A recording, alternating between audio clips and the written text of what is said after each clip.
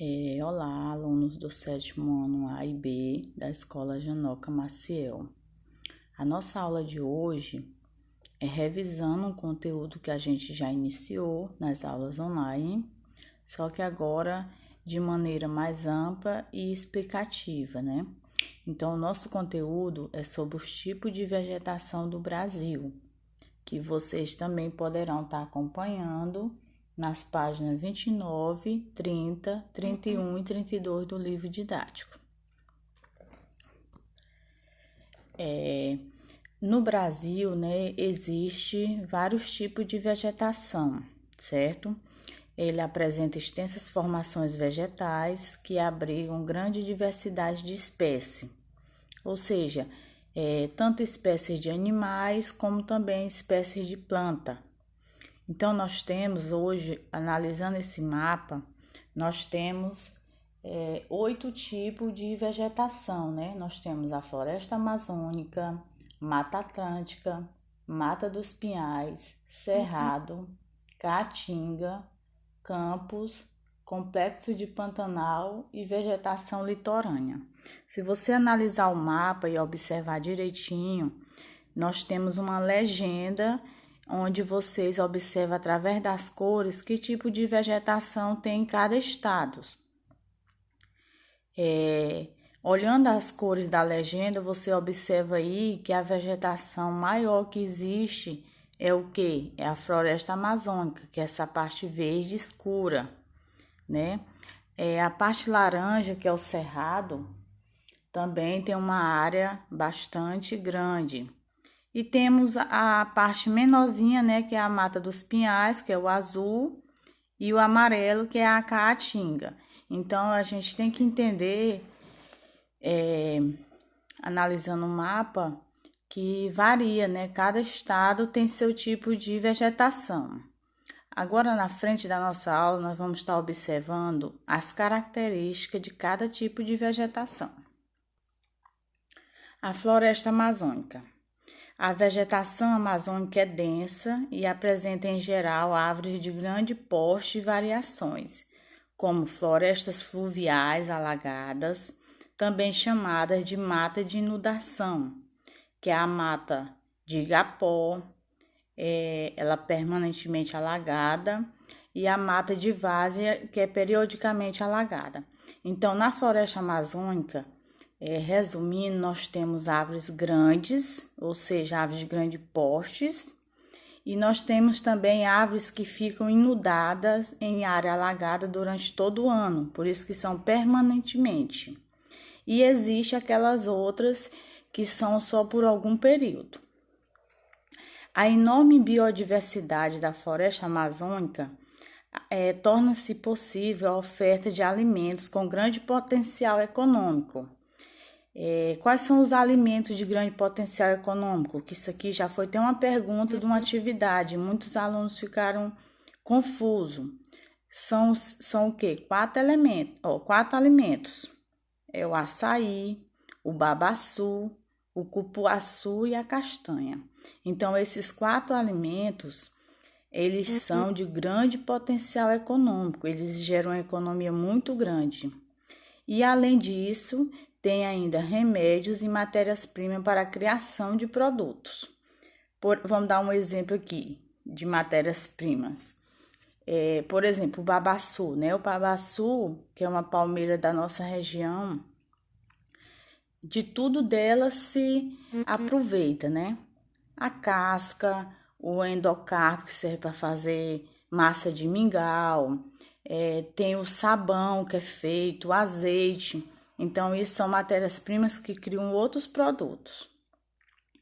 Muitas famílias e comunidades ribeirinhas, grupos indígenas e quilombolas dependem dos recursos da floresta, como alimentos e ervas medicinais para sua sobrevivência. Então, a floresta amazônica, além dela ser um território grande, que possui uma diversidade enorme, ela também serve de sobrevivência para algumas comunidades. Mas também, devido a ela ser tão rica, ela também sofre com um problema que é o desmatamento, né? Como a floresta amazônica ela possui um solo muito fértil para a plantação de diversos produtos, ela sofre com desmatamento. E isso faz com que a matéria orgânica em decomposição perde nutrientes, né? E a floresta não se recupera. Ou seja, devido a ela ser um espaço muito frutífero, que você planta nasce, então muitas comunidades desmatam para estar plantando alguns produtos e a floresta não está conseguindo se recuperar. Então, o principal problema que a floresta amazônica tem enfrentado é o desmatamento. O outro tipo de vegetação do Brasil é a Mata Atlântica, né? Quais são as características dela? Ela possui vegetação densa e com grande diversidade de espécies endêmicas, certo? A Mata Atlântica é uma floresta tropical que no passado recobria extensa faixa do litoral brasileiro, estendendo-se até o nordeste do sul do país e avançando quilômetros em direção ao exterior. O que são essas espécies endêmicas? São as espécies que desenvolvem exclusivamente em uma determinada região. Então, lá tem umas espécies que só desenvolvem nessa região lá. É própria daquela região, por isso que tem o nome endêmicas. Pelo fato de ocorrer em áreas litorâneas, que concentra cerca de 70% da população, a Mata Atlântica foi quase totalmente devastada. Segundo a Fundação SOS Mata Atlântica, somada às áreas remanescentes superiores a 100 hectares, hoje resta apenas 8,5% da mata original. Dessa fração, a maior parte está restrita à área de proteção ambiental, onde o turismo desponta como uma alternativa capaz de conciliar a conservação do ambiente com o sustento das comunidades locais. Então, a Mata Atlântica também, ela foi devastada, né, um pouco.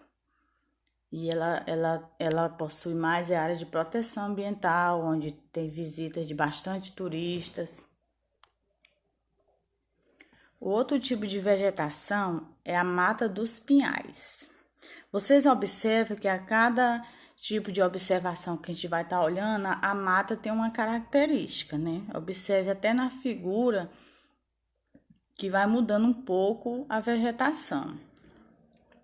A Mata dos Pinhais é uma floresta subtropical localizada nos estados do Paraná, Rio Grande do Sul e Santa Catarina. A Mata dos Pinhais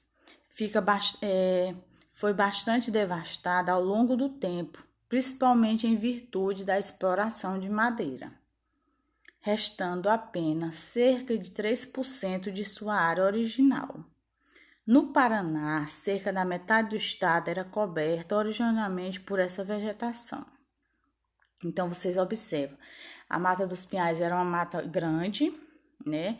Só que devido a uma exploração de madeira, ela foi devastada. A Mata dos Pinhais é composta de uma variedade restrita de espécies vegetais. O que quer dizer restrita? Que lá não tem uma variedade de espécies, né? Algumas. As predominantes é a araucária, que é o pinheiro do Paraná, motivo pelo qual também a Mata dos Pinhais é conhecida como Mata de Araucárias. Então, a Mata dos Pinhais, ela possui dois nomes, né? Devido à predominância lá ser da araucária, então ficou conhecida como Mata de Araucárias. O cerrado é a segunda maior vegetação do Brasil, né? Ocupa 20% do território nacional, predominado na região centro-oeste. Daí se estende de forma contínua para os estados das regiões Nordeste e Sudeste, atingindo uma pequena área da região sul e apresentando algumas manchas menores dispersas na Amazônia. E foi o que a gente observou no mapa, né? No mapa, a maior, que está em primeiro lugar, é a floresta amazônica, que está pintada de verde, e o cerrado é a que está pintada de amarelo. Há predomínio de vegetação de pequeno porte e árvores isoladas. A duração da estação seca é de 6 meses, período em que as plantas aproveitam a reserva hídrica existente no subsolo. E dependendo do seu sistema de raízes, que podem ser superfícies ou profundas, elas secam ou se mantêm verdejantes. Então, se a planta for de raiz superficial, ela vai secar. Se ela tiver raiz profunda, ela vai conseguir se manter verde, né? Verdejante, verde. A caatinga. Eu peço até desculpa por a página do livro estar assim, foi a bebê que pegou o livro e deu uma riscada, mas vocês podem estar acompanhando no livro de vocês, página 31. A caatinga ocorre na zona semiárida mais populosa do planeta e ocupa parte da região Nordeste. O nome caatinga, que vem da língua tupi-guarani, significa floresta branca. Isso se deve ao quê? Porque a maior parte do ano esse tipo de vegetação apresenta aspecto esbranquiçado. As plantas dessa vegetação são adaptadas à falta de chuvas, como os cactos, e muitas não apresentam folhas durante longos períodos. Acredita que muitas espécies endêmicas com potencial econômico ainda sejam pouco conhecidas. Então, nós observamos aí na imagem que tem as imagens dos cactos, né, da caatinga. Eles armazenam água em seu caule e algumas espécies de arbusto extraem águas profundas, alcançando o lençol freático. Então, eles têm essa função, né, de armazenar água em seu caule. Campos. A vegetação dos campos caracteriza pela predominância de gramíneas. O que é gramíneas? É a popular grama, né? No Brasil, ela é encontrada principalmente no Rio Grande do Sul. Essa formação vegetal, ela abriga mais de 150 mil quilômetros quadrados de pastagens naturais e, devido a ser grama, né, que nem já está dizendo, é bastante utilizada na alimentação de gado bovino na pecuária. Então, os campos, eles possuem quase metade do Rio Grande do Sul e eles ainda se estendem para outros países, como Uruguai e Argentina. O relevo também íngreme favorece a pecuária extensiva. Então, a vegetação dos campos ela é mais utilizada na alimentação de gado. Complexo do Pantanal. O Complexo do Pantanal é a vegetação que está localizada na região centro-oeste do Brasil, entre os estados do Mato Grosso e Mato Grosso do Sul, estendendo-se também à Bolívia e ao Paraguai. Esse tipo de vegetação apresenta formações diversas e por isso é chamado de complexo. O Pantanal apresenta áreas que ficam alagadas durante a época das cheias, quando os rios transbordam. Então, por que é chamado complexo, né? Porque ele é formado por várias formações diversas. Ele tem uma vegetação diversificada. A vegetação litorânea. Os principais tipos de vegetação litorânea são a vegetação de restinga e os manguezais, que já nós vamos ver a diferença entre esses dois tipos. Eles apresentam árvores com raízes expostas que escora a planta em solos lamacentos. Então, a vegetação litorânea, ela pode ser de dois tipos, né? Ela se apresenta de dois tipos. Vegetação de restinga e os manguezais. A vegetação de restinga, ela caracteriza-se pela presença de árvores baixas, arbustos e vegetação rasteiras, adaptada aos solos arenosos ao longo da costa brasileira. Então, essa vegetação de restinga, ela sempre vai estar naqueles solos arenosos, que geralmente fica perto das praias, de lagos, né? Nessa fotografia aí, ó, é a restinga na praia do Açores, em Florianópolis. O outro tipo de vegetação litorânea é os manguezais. Eles são fundamentais para a sobrevivência de muitos animais marinhos, que neles se reproduzem ou encontram alimento. Então, vocês observam que a característica dos manguezais é o quê? É umas árvores que ficam num lugar lamacento, né? E as raízes ficam de fora. Ó. Vocês observam aí que as raízes das árvores estão de fora. Tanto a vegetação de restinga quanto os manguezais sofrem uma ameaça de expansão urbana e a poluição dos rios e do oceano, né? Atualmente, as áreas remanescentes estão sendo degradadas em ritmo acelerado. Então, vocês observam que a gente vê direto aí, né? As praias, principalmente aqui do nosso estado, Maranhão, sendo poluídas. Algumas já são até impróprias para banhos, certo? Então, aqui foi a nossa aula dessa semana. Espero que vocês tenham gostado e entendido, certo? Quem não entendeu direito e tiver alguma dúvida, é só mandar uma mensagem no PV. Esse assunto é o que vocês vão estar respondendo na atividade 8, que foi já feita a postagem lá na plataforma. E eu queria também concluir a nossa aula dando algumas dicas com relação ao uso da plataforma, que muitos alunos estão tendo dificuldade. Tipo, ao você entrar na turma, na plataforma, você não vai estar olhando só o que está no mural, porque no mural só fica as atividades que foram postas por último, certo? Vocês vão ter que ir lá no mural tem 3 ícones embaixo: mural, atividades e pessoas. Você clica em atividades, aí vai estar lá todas as disciplinas. Você procura a disciplina de geografia e vai estar lá as atividades numeradas, certo?